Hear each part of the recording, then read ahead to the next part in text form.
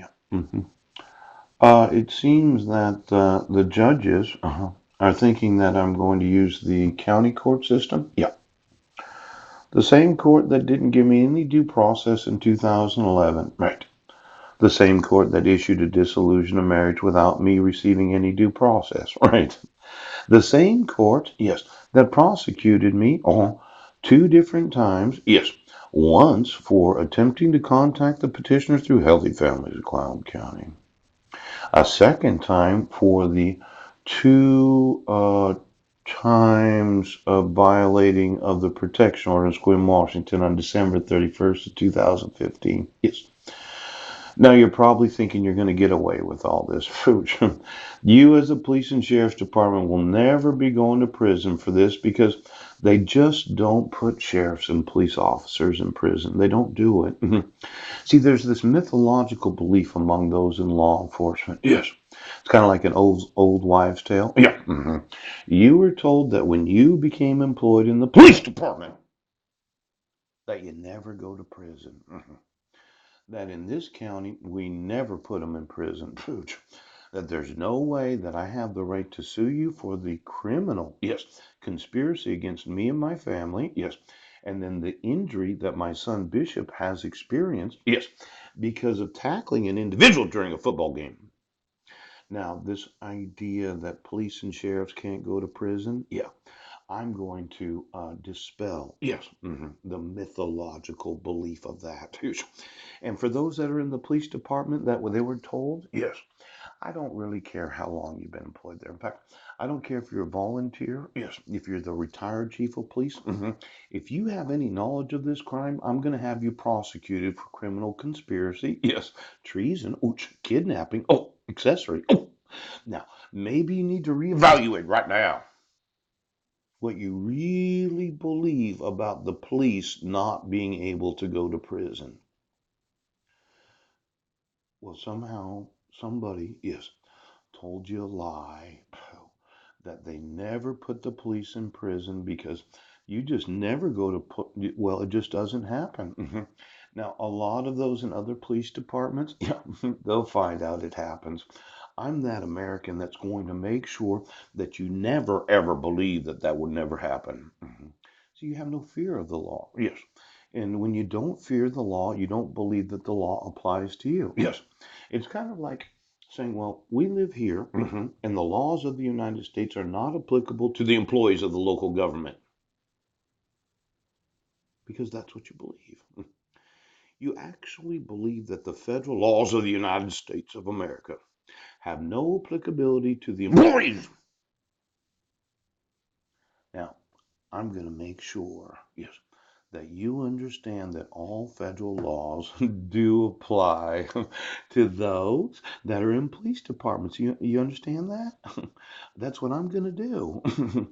Now, as soon as I'm able to use the courts, yes, the lawful use of the courts, yes, where I sue you for the criminal, yes, false arrest, false imprisonment, right now. I'm going to sue you so that you never get out of prison. And then when being there, I know a lot of police officers are like, they don't like us in prison. You know, for whatever hurt or pain that you experience as an individual while in prison, yeah, not my concern. Yes, I'm not there with you. So I do not have to concern myself, yes, about how well you're received when you go to prison. Now, for every police officer and each and every sheriff of every county of the United States that says, no, he's not going to do this. For every inmate that you get to be with, wow, there. Now, you thought it was what? Minimum security? You have no criminal record? Oh, kidnapping is domestic violence. It won't be minimum security. Yes, it's probably like medium security. Yes. I have some say about what prison you go to. Let's say that your defense attorney, yes, suggested to the attorney representing me in your prosecution because I'm the victim, yes, and you're the perpetrator. It's like, well, we have a plea bargain that we'd like to offer to Mr. Budnick. Really? Now, what I'm going to do is I'm going to say no. Doesn't look good to me. Let's go to let's go to trial. See, when a jury of my peers, yes, finds out yes, that my son experienced an injury right now. Yesterday it was money. Today I'm talking years in prison. I'm gonna have to request of the judge that officiates that. I think they need to be in maximum security. Yes, it seems that they've had a little too much taser and lithium. I I know. Now let's say you're in there with the rapist, the murderers, yes, the kidnappers, and for some reason, oh, somebody's thinking skinhead. You're going to get another tattoo. You know, why don't you tattoo yourself? Yes. There are a lot of local tattoo shops in Clallam County. Mhm.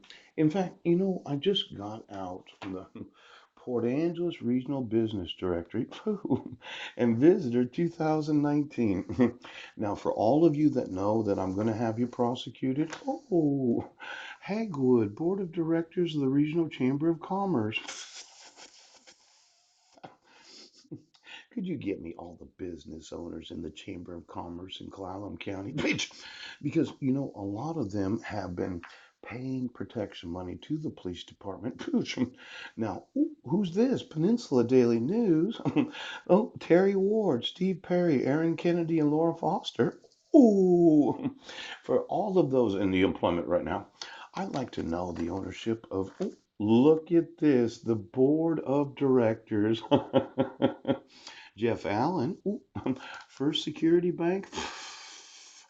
Then Stephen D. Dirk Burke of Port Angeles, First Federal Lawyer. Congratulations on that stock issuance of First Federal. Yes. Could you call Lori Liskey for me? Yeah. And John Maroc. I used to work with him when I was working at Washington Mutual. Kelly Liskey.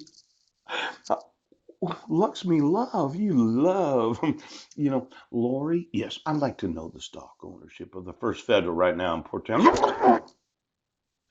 Now, I thought that certain individuals that I had worked with at Washington Mutual, oh, Elva, Patty, Mike, Summer, Lindsay, Kelly, and then